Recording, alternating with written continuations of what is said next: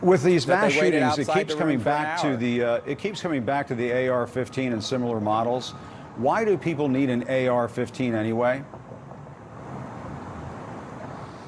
You know, it's just a semi-automatic rifle. I mean, you know, if you want to be prejudiced about the way it looks, but I was aware of what happened in the '94 semi-automatic firearms ban, and there were rifles of similar function that just didn't look as ugly. They weren't black guns like a Mini 14, Ruger Mini 14. And of course, the Ruger Mini 14 was appropriate and the AR-15 was not if it had a bayonet lug or a vertical rear grip.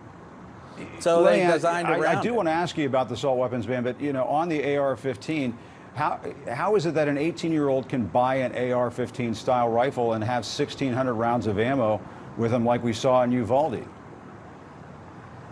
Well, he did not have any prior convictions. He didn't have any prior issues that would have kept him from purchasing one. It's my understanding from the news that he purchased it through a firearms dealer. He passed the background check because he didn't have any prior convictions.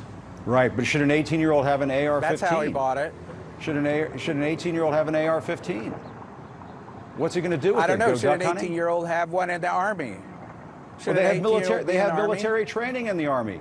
This 18-year-old in Uvalde did not have military training. He turned 18 and he went out and bought an AR-15. Ed, the fact is that these kinds of issues are far more complicated than whether we remove something from the public. These issues in criminogenics You can't and trying buy a to beer if resolve you're 18. questions You can't and buy try a to pack of reduce violent cigarettes. crime are more complicated than the easy answer. Do you want to know why politicians seems to go to gun control?